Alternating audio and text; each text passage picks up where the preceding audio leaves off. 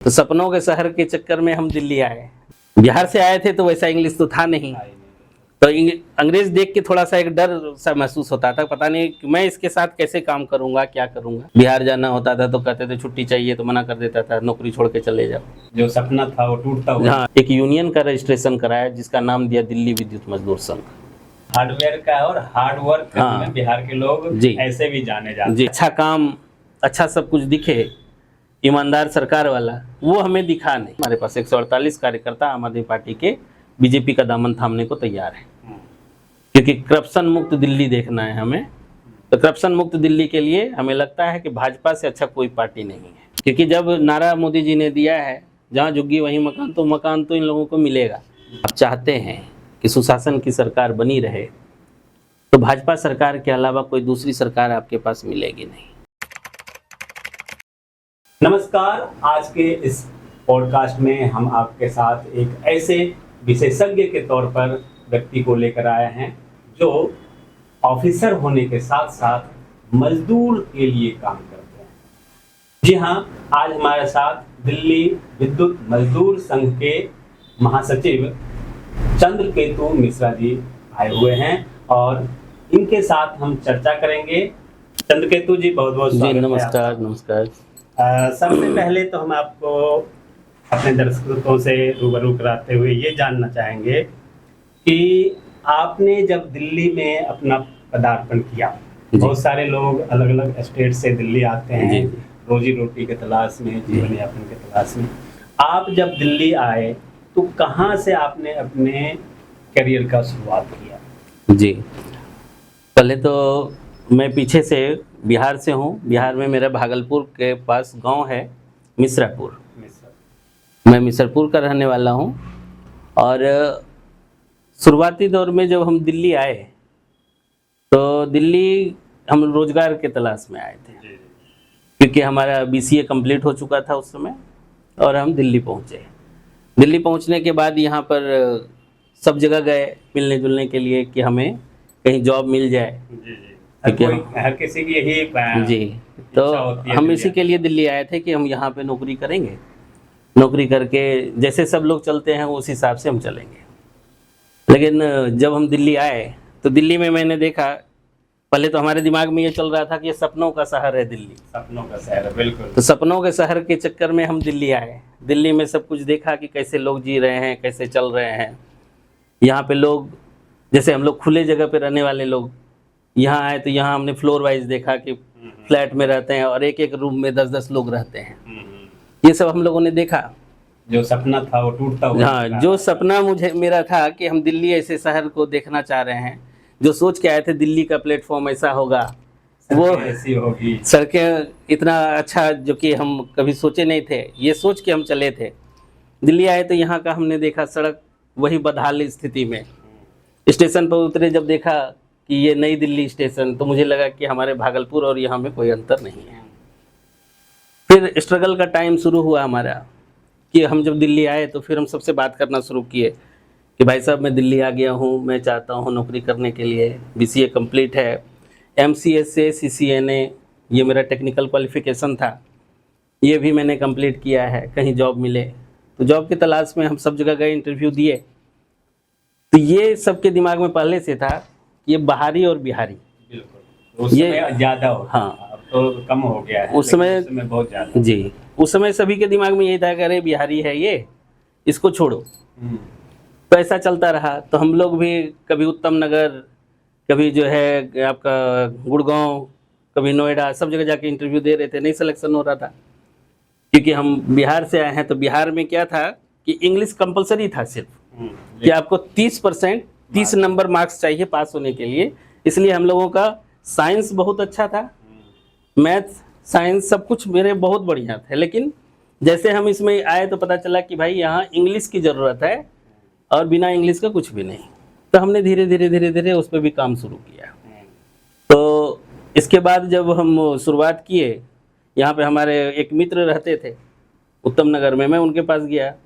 उनका एक हार्डवेयर का दुकान था, तो मुझे लगा कि इनके पास अगर हम जाएंगे हो सकता है कुछ सीखने को मिल जाए।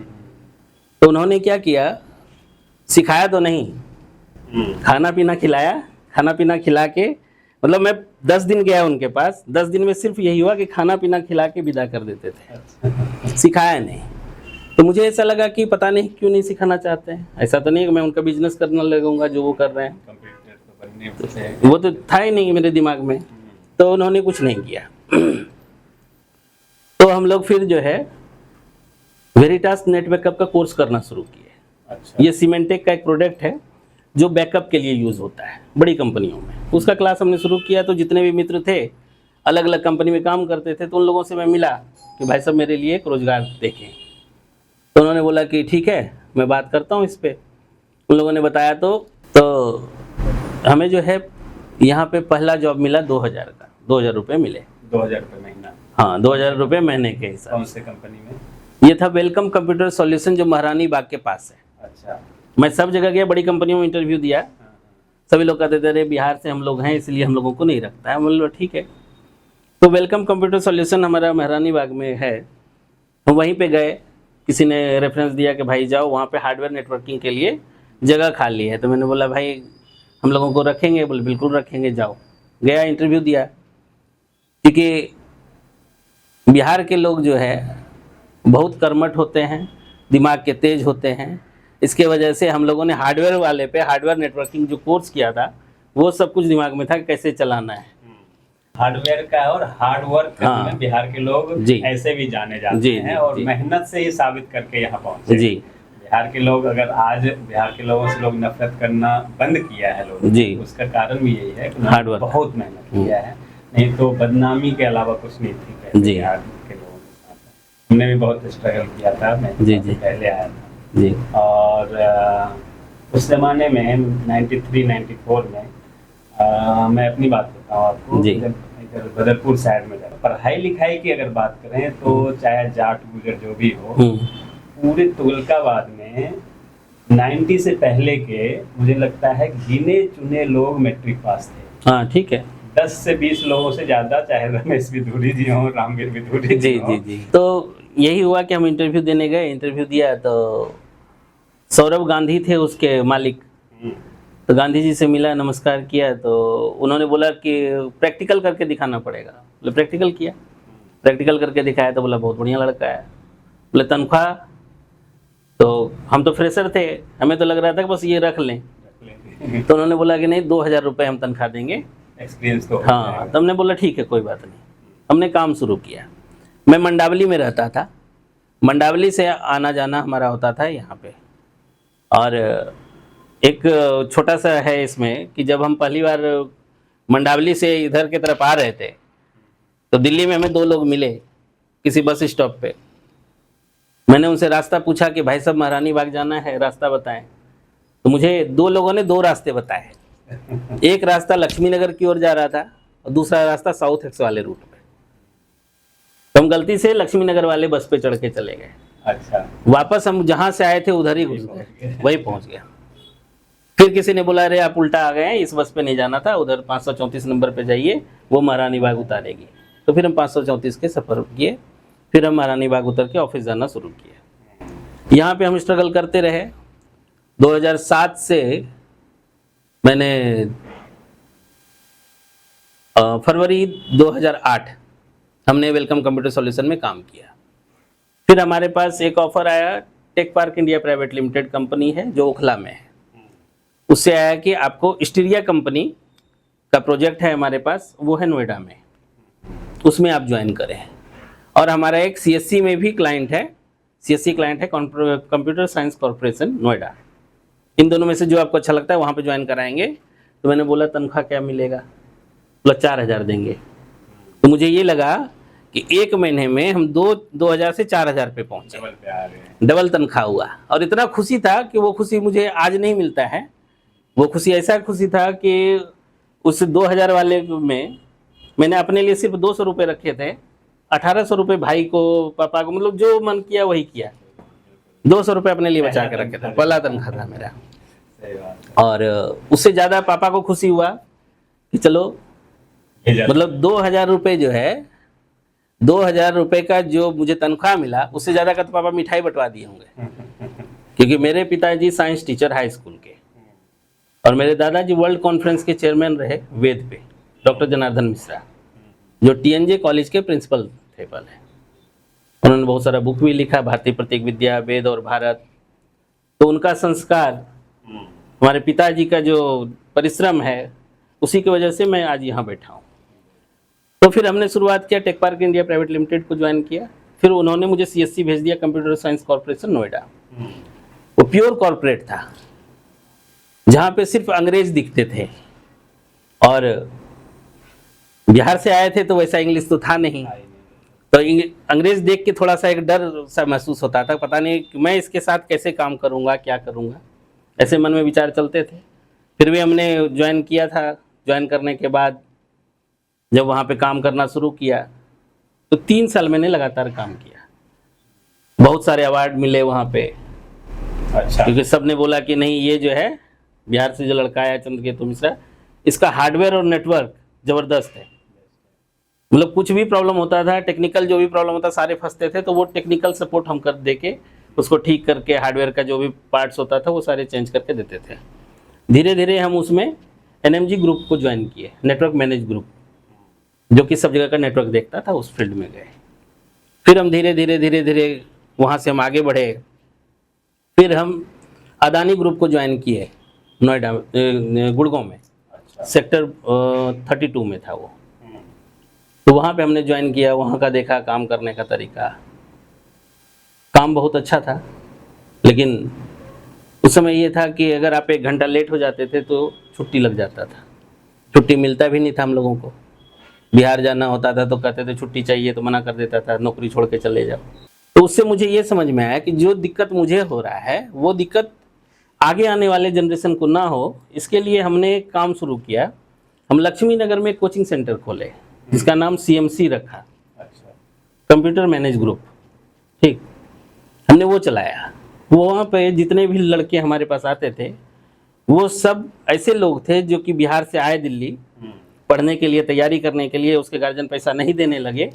उस केस में जो है, वो कोई कहता था मैं गार्ड का नौकरी कर लूँगा, कोई कहता था मैं कुछ और कर लूँगा। तो मेरे दिमाग में आया कि ये लोग पढ़ने के लिए आया था, एक भविष्य बनाने के लिए आया था। अगर ये गार्ड का नौकरी करेगा, ग्रेजुएट लड़का, तो ये फिर ठीक नहीं है।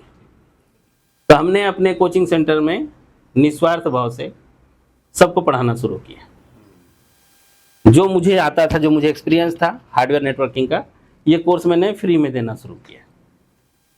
तो सभी लोग धीरे धीरे जुड़ते गए, सब लोग पढ़ाई कर रहे थे। मतलब जॉब के साथ में ये हाँ, जॉब के साथ में कर रहा था सेकेंडरी इसको। में काम है। ठीक। और इसके साथ साथ मैंने किया कि तब तक मेरा इंटरव्यू BSCS के लिए हुआ।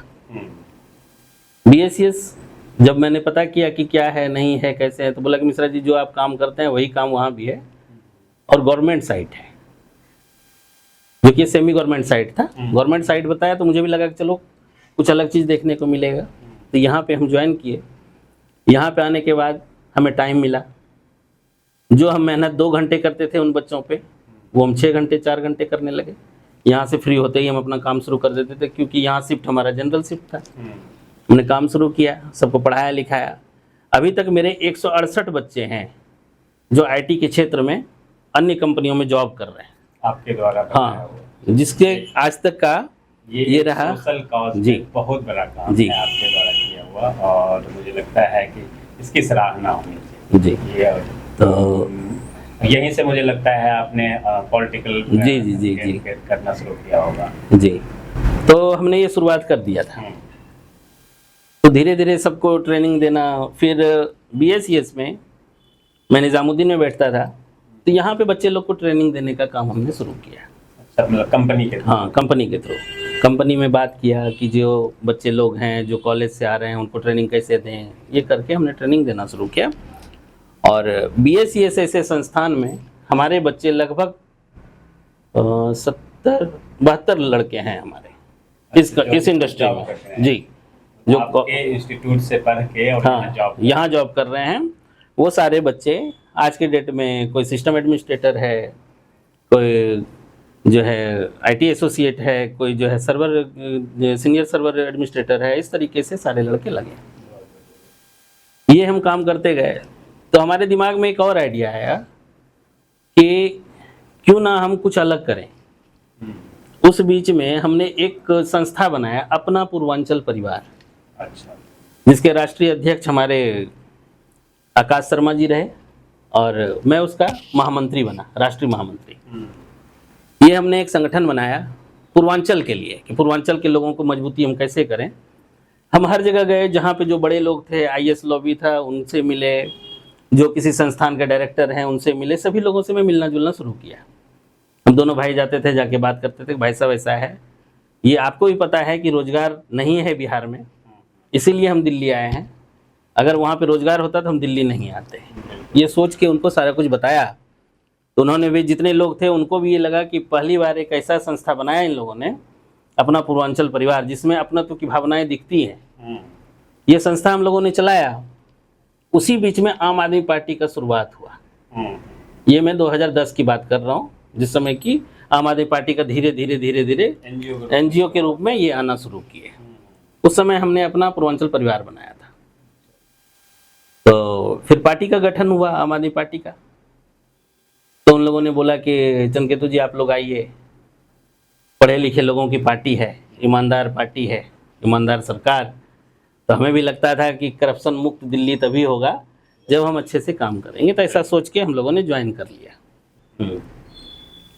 ये सब चीज़ चला। हम उसके पैरेलल में अपना पूर्वांचल परिवार चला रहे थे। अपना पूर्वांचल परिवार उस समय ऐसा चल रहा था हमारा कि 10 से 12 हज़ार लोग दिल्ली में जुड़ गए थे हमसे। अच्छा। 10 से 12 हज़ार लोग जुड़े हुए थे और उसमें ये चल रहा था कि हम कहीं भी किसी के साथ नाइंसाफ़ी नहीं होने देते थे। अच्छा। कहीं किसी के साथ कोई घटना घटा तो हमारे दिमाग में यही चलता था, जैसे कहीं किसी का पता चला एक्सीडेंट हुआ या जानबूझ के उसको मार रहे हैं लोग, या पुलिस ने जानबूझ के पकड़ लिया, क्यों ये बिहार के लोग हैं, ऐसा इनके दिमाग में मानसिकता इन लोगों का ऐसा हो गया था। तो हम लोग क्या करते थे, घेराव कर लेते थे। हमने इतना टीम बना दिया था दिल्ली में कि हर जगह हमारे 25-30 लोग मिलते हैं आपको। 25-30 लोग हर जगह इकट्ठा रहते थे कि जिसको फ़ोन किया कि हाँ उस एरिया में देखिए, वहाँ मिलिए, वहाँ के एसएचओ से बात कीजिए, हमारी बात कराइए, हमसे बात नहीं हो पा रहा है, हमारे अध्यक्ष जी से बात करिए। लेकिन सारा कुछ करके हम लोगों ने इसको चलाया। सारे प्रॉब्लम सॉल्व होते थे। धीरे धीरे लोग बहुत सारे जुड़े, बहुत सारे आईएएस पदाधिकारी भी जुड़े, आईएएस अफसर जुड़े, अलग अलग कंपनियों के लोग जुड़े। तो उन्होंने देखा जो हमारा जो सिस्टम था जोड़ने वाला, कि हम जो है 148 से आज 168 लोगों को नौकरी पे लगा रखे हैं, उसके बारे में जिन जिन लोगों को पता चला वो बोला कि नहीं आपका बड़ा अच्छा काम है मिश्रा जी, कभी हमारे लायक कुछ होगा तो बताइएगा। तो ये सब हम करते रहे। फिर 2019 में 19 का टाइम था, मतलब आम आदमी पार्टी से मोह भंग होने का। 2019 में मोह भंग हो गया आम आदमी पार्टी से। और उसके बाद मैंने फिर बात किया नीरज तिवारी जी से, अखिलेश चंद्रा जी से, दिनेश भैया से बातचीत कराया इन लोगों ने। फिर उस समय आदेश गुप्ता जी होते थे प्रदेश अध्यक्ष, उन्होंने बोला कितने लोग हैं आपके साथ, तो हमने बताया 148 लोगों की सूची है हमारे पास, 148 कार्यकर्ता आम आदमी पार्टी के बीजेपी का दामन थामने को तैयार है, क्योंकि करप्शन मुक्त दिल्ली देखना है हमें। तो करप्शन मुक्त दिल्ली के लिए हमें लगता है कि भाजपा से अच्छा कोई पार्टी नहीं है। तो उन्होंने बोला अगर ऐसा विचार है तो ठीक है, हम आपको जो है बीजेपी ज्वाइन कराते हैं। 23 अगस्त 2019 में हमने जो है बीजेपी का दामन थामा। 148 कार्यकर्ताओं के साथ हमने बीजेपी को ज्वाइन किया। ज्वाइन करते ही उस समय मुझे लगता है 18 मीडिया वाले ने कवर किया था। अभी भी गूगल पे सर्च करेंगे चंद्रकेतु मिश्रा तो वो आता है कि वही वाला फोटो दिखता है कि इन्होंने जो है आम आदमी पार्टी को छोड़कर बीजेपी का दामन थामा। और धीरे धीरे मुझे पहले नमो सेवा केंद्र का जो है प्रदेश सह संयोजक बनाया गया, फिर स्वच्छ भारत अभियान का प्रदेश सह संयोजक बनाया गया। धीरे धीरे धीरे धीरे आज मैं पूर्वी दिल्ली लोकसभा प्रभारी किसान मोर्चा। अब क्या है कि ये सब जब चलता रहा हमारा, तो हमारे यहाँ पे बीएसईएस में अलग अलग यूनियनें चलती थी। अच्छा। तो हमें लगा, हम पहली बार उस समय गए उनसे मिलने के लिए, एक लेटर हमने तैयार किया, हमारी कंपनी में हेस्मा लगा हुआ है। अच्छा। 8 साल से। ये क्या होता है हेस्मा? हेस्मा हरियाणा का एक एक्ट है जिसके अंदर ये होता है कि आप ऑफिस के अंदर कोई मीटिंग नहीं कर सकते। अच्छा। ऑफिस में कोई हल्ला गुल्ला नहीं कर सकते, जो भी करना है वो ऑफिस से 100 मीटर के दायरे में, मतलब 100 मीटर दूर होके आप काम कर सकते हैं। होर्डिंग पोस्टर आपके यहाँ नहीं लग सकते हैं। ये सब हरियाणा एक्ट में आता है जो हैस्मा लगा हुआ है। तो उस समय यूनियनें बहुत सारी चल रही थी, तो उस समय मैं गया मिलने के लिए। हमारे कुछ मित्र थे, उन्होंने बोला कि आप एक लेटर तैयार करें, संजय विनायक जोशी जी हैं, उनसे मिलवाता हूँ। तो मैं उनके पास गया, मैं बोला कि भाई साहब ऐसी ऐसी समस्या हैं, कर्मचारी की बात हम आगे रख नहीं पा रहे हैं, इसके लिए हमें क्या करना चाहिए।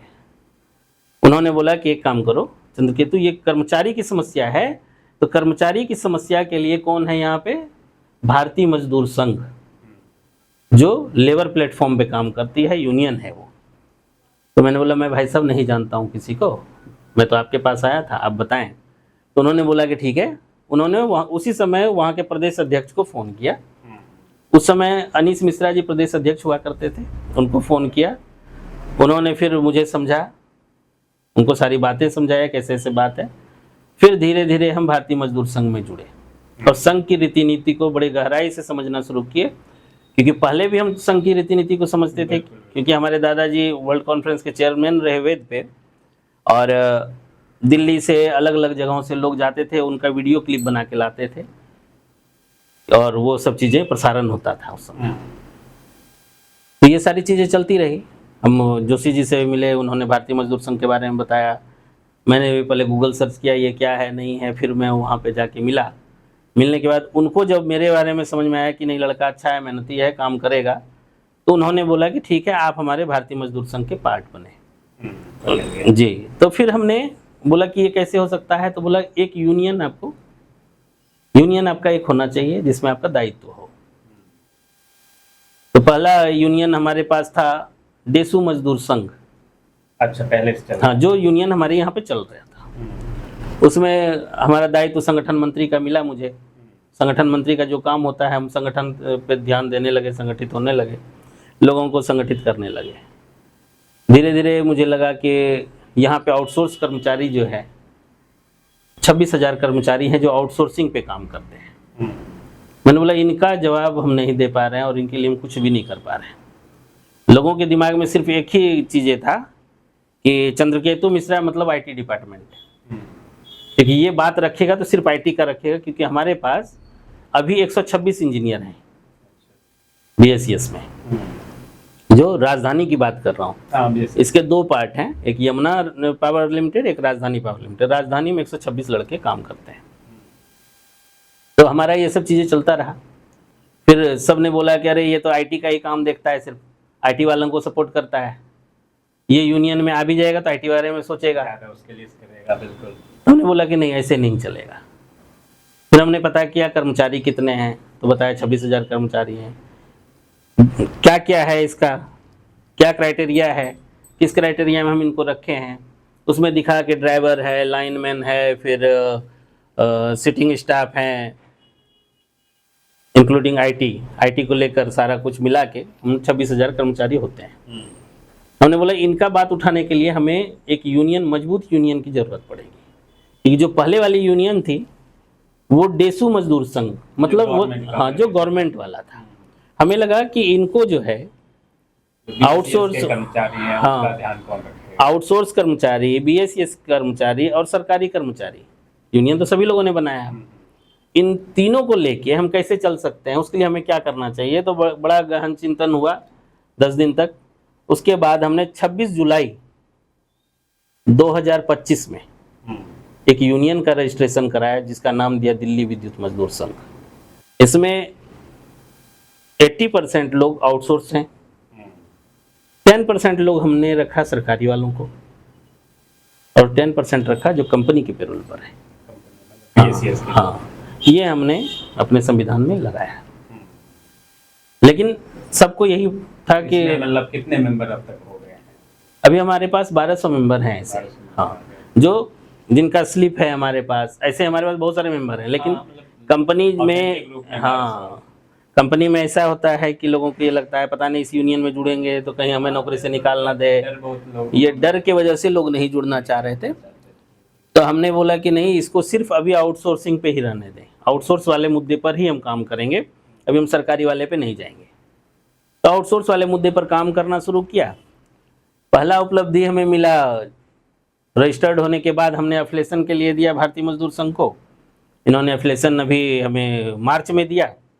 मार्च में हमें सर्टिफिकेट इशू हुआ कि हाँ जी है, भारतीय मजदूर संघ से एफिलेटेड यूनियन ये दिल्ली विद्युत मजदूर संघ है, जो कि यहाँ के एम्प्लॉय के लिए काम करेगी। ये तो हो गया आपके ऑफिस का और मजदूरों से रिलेटेड वर्करों का जो कॉज में कर रहे हैं। अब थोड़ा पॉलिटिकल बात कर लेते हैं। जी जी जरूर। क्योंकि आम आदमी पार्टी से भी आप जुड़े रहे, फिर बीजेपी में आए, और जो चर्चा चल रही है कि आने वाले समय में काउंसलर का चुनाव है 2027 में, तो क्या चंद्रकेतु मिश्रा जी अपने लिए काउंसलर का उम्मीदवार के तौर पर टिकट मांगेंगे? क्या चंद्रकेतु मिश्रा जी चाहते हैं कि डायरेक्ट पॉलिटिक्स में आकर समाज सेवा किया जाए? देखिए, समाज सेवा करने के 3 तरीके हैं। मैंने तीनों तरीके पे काम किया है। पहला तरीका था कि संगठन के रूप में काम करना, जो हमने अपना पूर्वांचल परिवार बना के हमने संगठित किया, लोगों को संगठन के लिए काम किया। उसके बाद हम पॉलिटिक्स लाइन में आए, आम आदमी पार्टी वाले में, वहाँ भी काम किया। अभी मैं भाजपा में हूँ, तो मैं भाजपा की बातें करता हूँ। उसमें क्या है कि संगठन के लिए अभी भी मैं काम कर रहा हूँ, जहाँ जो भी होता है, जो भी प्रोग्राम होता है, उसको उसी तरीके से काम कराना। तो हमें ये लगता है कि संगठन में हमारे कार्य को देखते हुए, क्योंकि जो भी डिसीजन होगा वो संगठन का होगा, तो इसलिए हम ये चाहते हैं कि हम अपना कार्य करें, संगठन उस चीज़ को देखता रहे कि हाँ ये लड़का कैसा है, काम करने लायक है या नहीं है, वो संगठन का निर्णय होना चाहिए। हम अपना कर्म कर रहे हैं। हमारा इच्छा है कि हमको यहाँ से काउंसलर बनना है, ये मेरा इच्छा है। हाँ बिल्कुल। बहुत लोग सोचते हैं कि नहीं, पॉलिटिक्स में तो हैं लेकिन कोई चुनाव लड़ने की इच्छा नहीं है। तो चंद्रकेतु मिश्रा चाहते हैं कि चुनाव लड़के और काउंसलर कम से कम बना जाए। स्टार्टिंग जो फर्स्ट सीढ़ी है, जी बिल्कुल, तो इसके लिए तैयारी आपने शुरू कर? तैयारी हमारा बहुत बढ़िया तरीके से चल रहा है, ग्राउंड वर्क हमारा ओके है। कौन सा सीट आप अपने लिए कंफर्टेबल मानते हैं? दरियागंज का जो काउंसलर सीट है। जी, मतलब दरियागंज का काउंसलर सीट हो गया आपका, दरियागंज से और लेके निजामुद्दीन नगली, ये सब कुछ उसी में आता है। पहले दिमाग में ये चलता था कि सिर्फ संगठन के लिए काम करें। आपने देखा होगा कि यहाँ पे 5-6 झुग्गियाँ हैं। पहले ग्यासपुर, बहलोलपुर, इस पे हम आते हैं। यहाँ पे आपने देखा होगा बिजली की व्यवस्था नहीं थी पहले, अभी कुछ टूट गया है, अभी हाँ, कम हो गया। अब झुग्गी कम हो गया, क्योंकि ग्यासपुर में जो है बंसेरा पार्क बन गया, उसे तोड़ दिया गया, बंसेरा पार्क बना दिया गया। वो डीडीए का लैंड था, लोग रह रहे थे, लेकिन उनको बिजली देने का काम हमारा था कि हम कैसे भी करके इनको बिजली दें। उन लोगों की जो भी समस्याएं होती थी हम सुनते रहते थे कि क्या है नहीं है, तो इन लोगों का सारा व्यवस्था हमने कराया। बहलोलपुर, ग्यासपुर, इस सब पे हमने काम किया। इन लोगों के झुग्गी वालों को, जो झुग्गी टूटा उन लोगों को कहीं विस्थापित किया गया है या बिल्कुल ऐसे नहीं, अभी विस्थापित नहीं किया है। तो वो लोग कहीं ना कहीं किराए वगैरह पे, हाँ, किराए पे रह रहे हैं। कुछ लोग अभी भी झुग्गी में रह रहे हैं। देखिए, विस्थापित करने के लिए भाजपा सरकार ने बोला था कि जहाँ झुग्गी वहीं मकान, ये नारा शुरू से आपने सुना है। इन्होंने गोविंदपुरी में कुछ मकान बनाया, हाँ, बहुत सारे फ्लैट तैयार किए, लगभग 2600 फ्लैट उसमें थे। 3200 फ्लैट थे जी। 3200 फ्लैट तैयार हुआ, वहाँ पे उन्होंने दिया सभी को रहने के लिए। लेकिन क्या है, हमारे यहाँ पे झुग्गी बहुत ज़्यादा है, झुग्गी वासे हमारे पास बहुत सारे हैं, लाख हैं। तो इसीलिए जो है हम उसी हिसाब से देख रहे हैं कि हम और कहाँ कैसे बना के इनको, क्योंकि स्थापित तो करना है इनको। क्योंकि जब नारा मोदी जी ने दिया है जहाँ झुग्गी वहीं मकान, तो मकान तो इन लोगों को मिलेगा, उस पर काम भी हो रहा है। कुछ दिन पहले मैं आपके मुख्यमंत्री साहिबा रेखा गुप्ता जी ने भी कहा है कि झुग्गी जो है 2025 तक जितने भी झुग्गी हैं उन सबको अगर तोड़ा जाता है तो उसे अस्थायी कहीं ना कहीं मकान दिया जाएगा। ये आश्वासन उन्होंने दिया है, क्योंकि खास तौर पर विपक्ष दिल्ली ही नहीं पूरे देश में ये लोगों को समझाने का काम कर रही है कि बीजेपी जो है अमीरों की पार्टी है, बनिया की पार्टी है और अपर कास्ट की पार्टी है। गरीबों के लिए, झुग्गी वासियों के लिए, गांव के लोगों के लिए कुछ नहीं करती है। इसे साबित करने के लिए बीच बीच में बीजेपी कुछ न कुछ बयान तो दे रही है, जी। लेकिन इसके बावजूद भी जी। सबसे ज्यादा अगर झुग्गी या अनऑथराइज कंस्ट्रक्शन पे हथौड़ा चला है, बिल्डिंगें तोड़ी गई है, तो वो बीजेपी गवर्नमेंट के साथ। इस कारण लोग असमंजस में है कि ठीक। झुग्गियां तो बहुत सारी टूट जी, रही जी, है, जी, जी। अभी भी टूट रही है, लेकिन जी। उन्हें 3200 मकान बना देने से हाँ, ठीक है। ऊंट के मुंह में जीरा के बराबर है। जी, जी, जी, जी। तो इन लोगों को आप कैसे समझा पाएंगे कि जो लोग तोड़े गए हैं उन्हें मकान मिल भी पाएगा, या बस कह दिया खाना हो नहीं, नहीं, देखिए, मैं जब भाजपा में जुड़ा भी था, जी जी। तो मैं इसी के लिए जुड़ा था, सबका साथ, सबका विकास, सबका विश्वास के लिए। ठीक है, तो विश्वास तो भाजपा पे है। अब सबसे पहला आपने सवाल पूछा कि लोग कहते हैं अमीरों की पार्टी भाजपा। आप मयूर विहार में चले जाइए, वहाँ पे सियाराम कनौजिया हैं, आप जानते होंगे उनको, वो झुग्गी में रहते हैं। काउंसलर का जब टिकट देने की बारी आई, हमारे उस कार्यकर्ता को दिया गया जो झुग्गी में रह रहे हैं। भले हम जीत नहीं पाए उस सीट पे, लेकिन ये कहना कि भाजपा सिर्फ अमीरों की पार्टी है, ये कहना ठीक नहीं है, क्योंकि हम देख रहे हैं कि जो भी हमारे कार्यकर्ता ग्राउंड लेवल पे काम कर रहे हैं, उन पे भाजपा ध्यान देती है। ये मैंने हर जगह देखा है। चंदन चौधरी को ले लीजिए, संगम बिहार से हैं, पहले वो काउंसलर हुआ करते थे, आज वो एमएलए हैं। तो अमीरों की पार्टी हम कैसे कहेंगे? वो हमारे कार्यकर्ता को टिकट दिया। नहीं, ठीक है, पार्टी में जुड़े हुए लोग हैं तो उनको आगे बढ़ने का मौका दिया। सवाल ये नहीं है कि पार्टी ने किसको पद दिया या किसी को एमएलए बना दिया, काउंसलर बना दिया, या राष्ट्रीय अध्यक्ष बना दिया जी, एक अनजान चेहरा को। जी। सवाल ये है कि जो मास है, मास में जो आप कहते हैं कि जहाँ झुग्गी वहीं मकान देंगे और अगले दिन झुग्गी तोड़ देते हैं, तो इसको लेके लोगों में असमंजस है कि झुग्गी वासियों को क्या वाकई मकान मिल पाएगा। देखिए, अभी कुछ फ्लैट तैयार हो रहे हैं कड़कड़डुमा के पास, वहाँ भी फ्लैट इसी तरीके से बनाए जा रहे हैं जैसे यहाँ पे 3200 फ्लैट तैयार किए गए, इसी तरीके से। और आपने देखा होगा मन की बात भी जो हाल फिलहाल में हुआ, उसमें भी ये बात रखा गया कि झुग्गीवासी परेशान ना हो, झुग्गीवासी के लिए जहाँ झुग्गी वहाँ मकान का जो नारा दिया गया वो बिल्कुल सही और धरातल पे दिखेगा भी। वो तभी दिखेगा कि हर जगह, हमारा ऐसा मानना है कि हर डिस्ट्रिक्ट में एक ऐसा जगह इनको बनाना पड़ेगा। बिल्कुल, उम्मीद ये जता। चलिए अभी युवाओं की बात कर लेते हैं, क्योंकि हमेशा जब कुछ होता है तो युवा सबसे पहले आते हैं। जी, जी।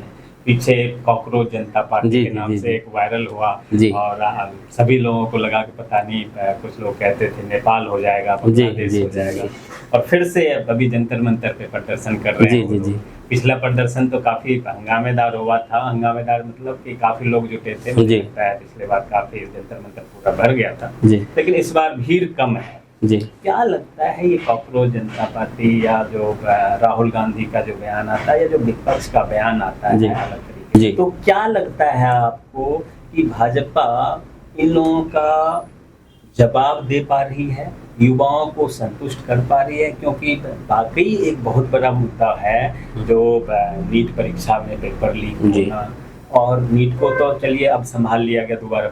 इसके बावजूद अलग अलग स्टेट पे परसों ही राजस्थान का एक पेपर लीक हुआ, उसे कैंसिल कर दिया गया। मतलब हर एक महीना कहीं ना कहीं किसी न किसी स्टेट में एग्जाम का तारीख बढ़ा दिया जाता है। तो युवा जो है, जो पढ़े लिखे बच्चे हैं, जिन्होंने पिछले सरकार को नहीं देखा, कुल मिला के कांग्रेस के जमाने में क्या हो रहा था, 15 साल पहले क्या हो रहा था, आज के युवाओं को नहीं पता है। बिल्कुल सही है। तो वो तो ये जानना चाहते हैं, हमें जवान हो गया हूँ, मुझे नौकरी चाहिए, मैंने अच्छा शिक्षा प्राप्त किया है, और आप हमारा हक एक ऐसे लोगों को दे रहे हैं पेपर लीक करवा के या किसी भ्रष्टाचार के तहत आप उसे नौकरी दे देते हैं। ये सब चीज जो चल रहा है, इसे समझाने में भाजपा कैसे कामयाब होगी?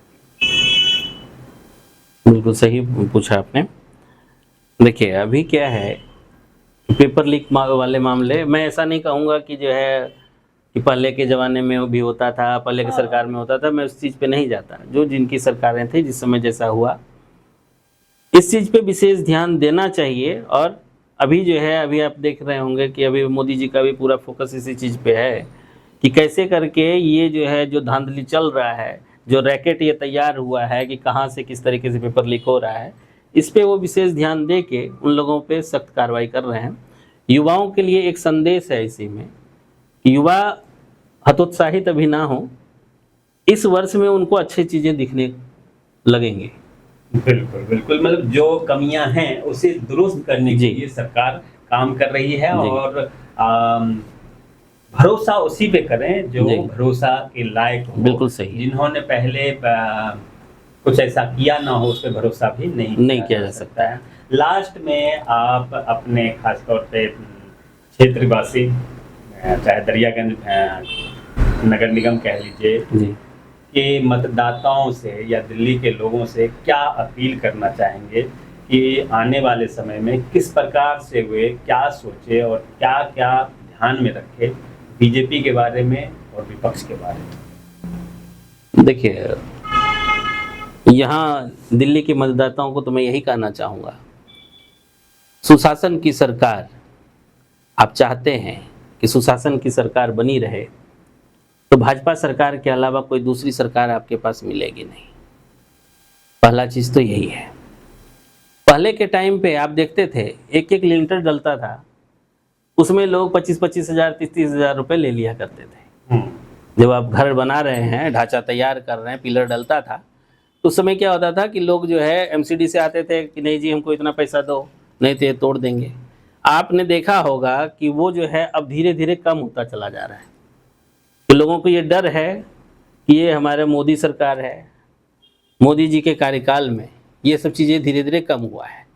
अब हम यही चाहते हैं जितने भी हमारे यहाँ पे जनता जनार्दन हैं, सबको एक बार शिक्षा नीति पे ध्यान देना चाहिए। पहले की शिक्षा नीति और अभी की शिक्षा नीति पे आप देखें, शिक्षा नीति में सुधार हो रहा है।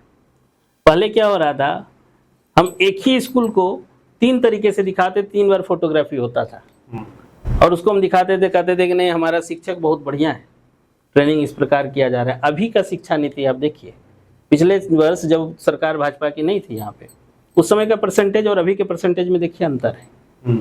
उस समय हम जब शिक्षक से मिलते थे तो कहता था कि भाई साहब हम लोग तो जा रहे हैं, जैसा आदेश आता है वैसा करते हैं। और अभी वाले में क्या है, सभी लोग कहते हैं कि अगर टाइम पे नहीं पहुँचते हैं तो पहले तो अटेंडेंस कट हो जाता है, कभी भी जो है मंत्री जी लोग आते हैं, विजिट कर लेते हैं, सरप्राइज विजिट हो जाता है। तो शिक्षा नीति में भी सुधार हो रहा है। स्वास्थ्य नीति को देख लीजिए, पिछले वर्ष अगर आप देखे होंगे, इस गर्मी के मौसम में लू लगने की वजह से कितने लोग एडमिट हो जाते थे। अभी आप भाजपा की सरकार में ये देख रहे हैं कि लू लगने से लोगों को परेशानी हो कि लू लगे और उसके बाद वो एडमिट हो, उसके लिए इन्होंने अलग अलग जगह पे औषधि केंद्र खोल दिया। औषधि केंद्र देके वहाँ पे दवाई का व्यवस्था, प्लस रोड पे भी आप देख रहे होंगे, मैं राहत कैंप लगाया, मैंने भी कल भी देखा और जगह पे कि राहत कैंप लगे हुए हैं। ट्रक में पानी पीने का व्यवस्था रखा हुआ है कि सबको पानी पिलाया जाए। बिल्कुल, मतलब परेशानी हो उससे पहले ही उस परेशानी को दूर करने के लिए ये सरकार काम कर रही है। जगह जगह धूप से बचने के लिए टेंट लगाए गए हैं, वहाँ कूलर एसी भी लगा हुआ है और ये वाकई बहुत अच्छा काम है। और समस्याओं को आने से पहले परख के उस पर ध्यान देने के लिए अगर काम किया जाए तो वाकई समस्याओं को आने से रोका जा सकता है। जी बिल्कुल।